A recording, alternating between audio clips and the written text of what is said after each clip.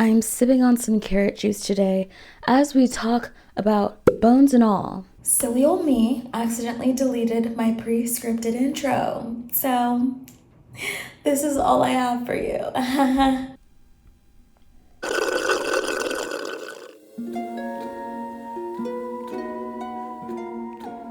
Bones and All is based on a movie about a girl. She goes on this 1,000-mile trek across the country, meets this guy who is exactly like her, and by her I mean a cannibal. She's on a journey to find her mother.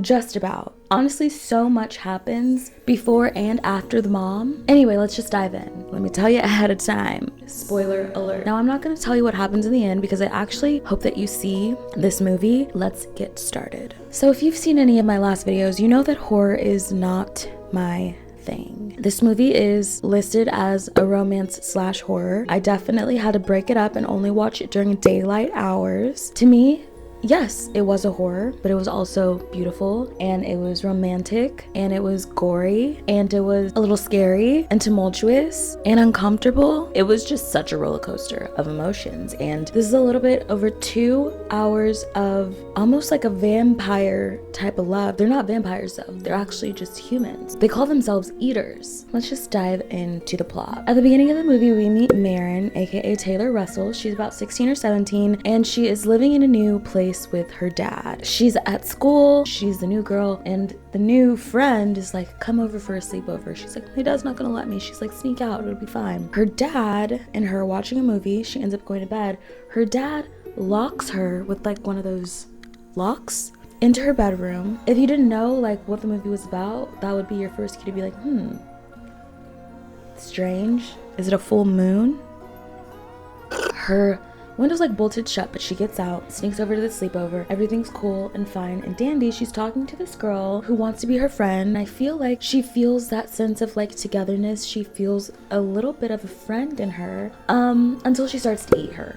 And then one of the girls yanks her off. She runs home. Her dad sees her all bloody. He's like, you have 3 minutes to get your shit and get in the car. So they leave town. Within 5 minutes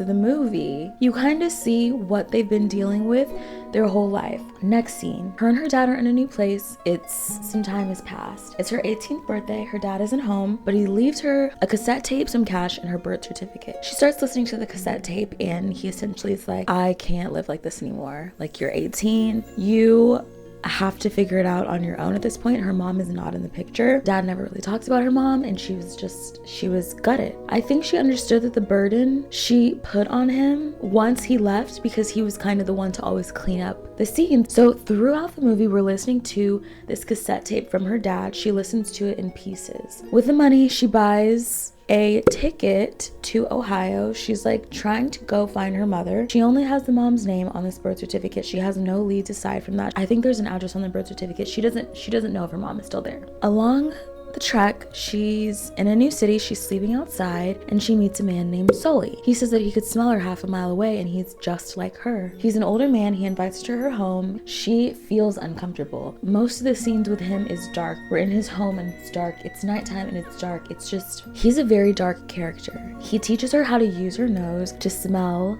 other eaters like him, and she smells something else. She's like, you have something upstairs, like, is someone else living here? And he's like, no one else is living here, but like, use your nose to figure out what it is. So she's using her nose to try to see what it is, and there's a woman at the last leg of her life laying on the floor. He's like, eaters never eat each other, like, those are the rules. Basically, he's trying to teach her to eat morally, even though you get the vibe that you can't trust him, and she definitely does not trust him. Once the lady takes her last breath, they begin to feast. They take showers separately, and while he's still in the shower, she dips out of town. She hops on the bus, she goes to a new state, and he sees her as she's driving by on the bus. We get a moment of them staring into each other's souls, and it's dark.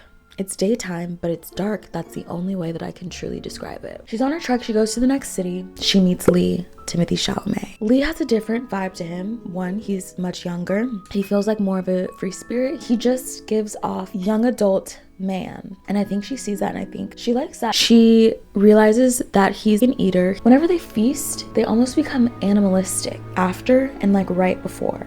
I feel like that's important to note because you also see them just eating regular pancakes. Like they're human beings. They're normal people. They do have like this intense sense of smell that like most humans in the real world don't have, but they are human beings. It's not like an extraterrestrial character. It's not like a vampire. It's just like an elevated human. Lee has nowhere to go. They end up going on this trek together. As time progresses, they start to, fall in love and whatnot. Marin is just really happy to be around somebody that's like her. She literally did not know anybody else like her existed. So together, they start to travel to find her mother, but along the way, she says to him that she's hungry.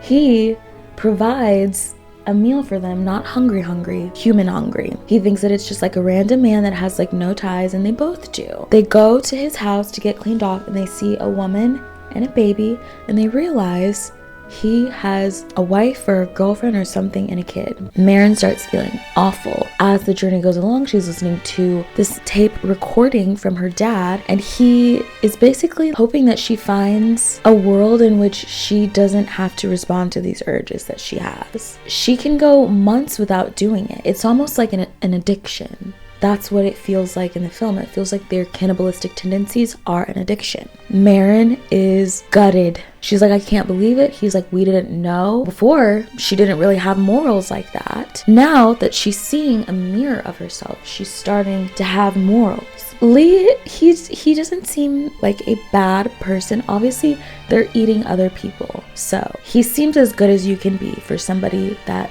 has to do that. They go to her grandmother's house. Her grandmother points her in the direction of her mother. Her grandma wants no parts of her, though, just so you know. She ends up finding her mother. Her mother is in a mental institute. A nurse takes her back to meet her mother. Her mother doesn't speak, and her forearms are amputated up to the elbow. She's reading a note as her mother is looking at her, and she's looking back at her mother, and her mother's just like, I don't know if this world is meant for people like us. She tells us that she didn't have much control. She ate her arms. She doesn't really speak anymore. By the end of the note, she's like, I knew that you would come for me eventually, and essentially attacks her and tries to eat her right then and there. The nurse stops her. She goes back to Lee. Her mother is one of them. So her mother passed this trait on to her is what she's finding out. She's like, I don't want to be like this anymore. I don't want to do this. And like Lee, just like Sully, tell her to fall into her innate senses. It's as if she's in her dad's shoes and Lee is her. They decide to keep traveling together, but after they've had this huge conversation while Lee is asleep in the car, she abandons him. She runs away just like her father did to her. As she gets to a new part of town, who do we see? It's Sully. He's like, I understand that you left. We shared such a great moment together. Like, I want you to come back, blah, blah, blah. You could basically be my daughter. She's like, this isn't really what it is. I didn't feel comfortable around you, which is why I had to leave. And he essentially told her that he had been following her that whole time. She was like, that makes me really uncomfortable. Like, I need you to leave. He gets really upset. He says, F you. He leaves. She continues on with her life for a little bit. She goes back to Lee after she'd abandon him. She finds him. She says, I want to be with you. Maybe we can fight this together. I want to live a normal life with you. I want to get real jobs. And he was like, okay, like, let's do it. It's months later. They have a place together. They have jobs.